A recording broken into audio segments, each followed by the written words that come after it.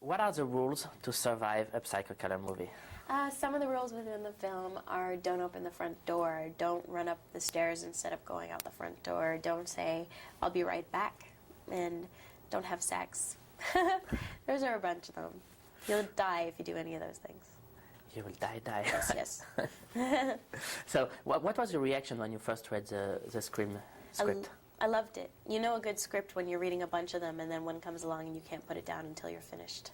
And I absolutely loved the characters within the film, and I loved the way it moved and that it didn't have slow moments. And I loved my character. I liked the transitions that she goes through. She goes from being a very vulnerable person to being a very strong person. Would you say that the character of Sydney is looking a little bit like the character in Party of Five? You know, she goes through some similar things. I mean, she's lost a parent, like Julia has lost her parents, and she's young. And with youth comes vulnerability, and with youth comes confusion and mistakes. So there are those similarities. But on the other hand, Sydney's more traumatized. She's going through a lot more. You know, she lost her mother to rape and murder, and is going through the fact that she can't trust anyone, and she can't trust the people who surround her because she doesn't know whether they're the people stalking her and whether she's going to die. So she's really living in fear, whereas Julia doesn't live in fear. She lives in learning and trust that the universe will teach, and she does trust her family.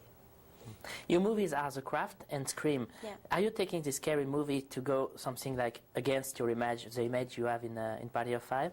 You know, it really wasn't a conscious decision to take films within this genre. They just happened to be the best scripts that came along to me within my hiatus time.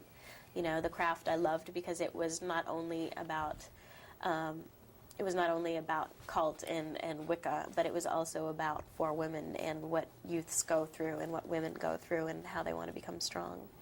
And Scream was just a great twist on the genre. You love the genre? Yeah, I like the genre a lot now. I never used to. I used to be one of these people who just couldn't watch horror films because I'd have nightmares for months. But now I definitely have an appreciation for them because I know what it takes to make them. And there can be good ones and there can be bad ones. It's very easy to make a horror film and scare people, but to make one that's intelligent and to have people relate to the characters and then scare them, that's a whole different thing. Did you see the Halloween's movie before doing Scream? I hadn't. Did you get inspired by Jamie Lee Curtis? I hadn't, no. I'm being compared to Jamie Lee Curtis a lot, but you know, I don't think I've actually ever seen her in a horror film. I've seen very few of them. She did a lot. Yeah, she did do a lot. And that's not really my plan. I don't hope to continue in horror films forever. I don't want to become typecast, just as I don't want to be typecast as Julia either. But there's going to be a Scream 2. There will be a Scream 2, yes, but you know, that's a different story. It's a continuation of one. I'm not going to start taking other things. Have you ever thought that this movie could have this huge success? You hope. You always hope. But when it happens, it's overwhelming and it's wonderful. I'm shocked. I mean, not that I don't think the film is great. I think the film is fantastic, and I understand why it's doing so well, but it's always surprising when it does this well. So why is it doing so well? I think a big thing is the fact that it's not only scary, it's also very funny. And you go through a roller coaster of emotions. You can be screaming within 1 second and laughing within the next. And to be taken on that kind of trip, that's true entertainment. Did you know the other Wes Craven's movie? Nope, I didn't. You do now? Right, yeah, I do now. Yes, I definitely do now. And I knew of his reputation, and I knew that his films were very good. And I really based my decision on the fact that I'd heard that about him, and on the fact that I really liked the script. How is it to play with, to act with Courtney Cox? Great. She's a sweetheart. She's a really wonderful person, very supportive and very down to earth, and I liked her a lot. You have some very tough sequence with her. Yeah. How did you work on that? We had a stunt person come in and teach me how to throw a punch without actually breaking her face, and that was a good thing. It was actually the first day I met her was the day that I had to punch her, and I went up to her, and I was so excited about getting to, you know, do like a movie punch that I went up and I go, I'm so excited I get to punch you, and I walked away and I realized, oh God, it sounded really bad. It's not that I wanted to punch her, I just wanted to punch someone. So I hope she didn't take it too badly. There is also, you played with Skit in The Craft before. Did he change between the two movies? He hasn't changed, and that's the wonderful thing, is Skeet is doing extremely well, and he's definitely in the public eye, and he's been doing a lot of work, and there's a lot of hype about him. And it's very typical of people in Hollywood to start to believe the hype. If enough people say they're fantastic, they'll believe it whether they're actually working or not. And Skeet hasn't done that. Skeet is very down to earth. He's very real about where he is, and he knows that he's being granted great opportunities, but that he still has to work to prove himself. There is some kind of an ensemble cast spirit on the movie. Yeah. Did you feel that on the set? On Scream, absolutely, absolutely. The interesting thing is the characters, or the people, all the entire cast were all very different from one another, very eclectic crowd, but we really hit it off, and I think a big part of that was that we were all sharing a great experience and very enthusiastic about the film and very enthusiastic about Wes and about each other, and worked really well together, so we had fun.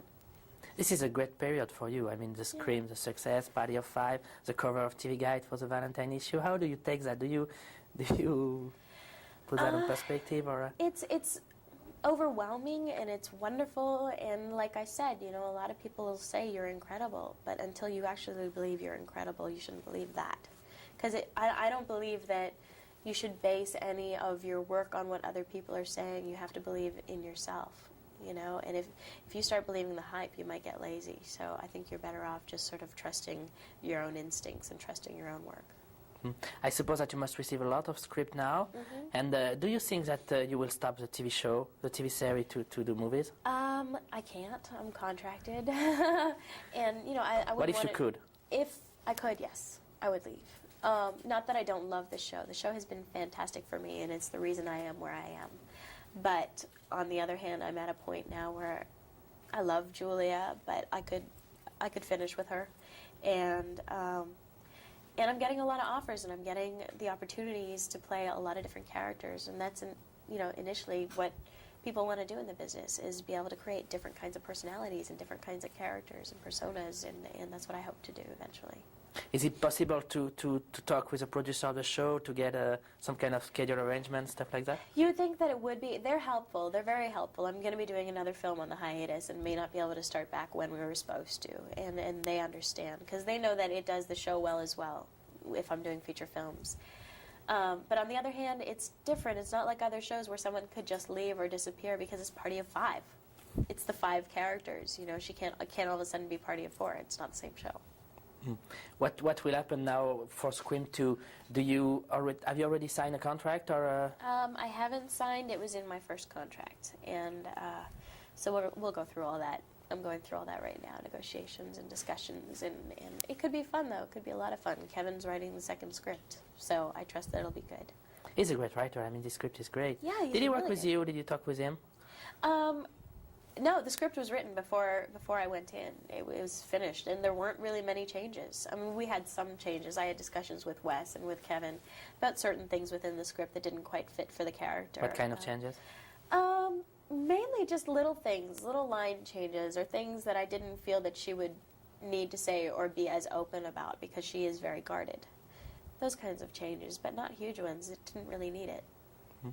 Do you feel that Scream was kind of rejuvenate the genre?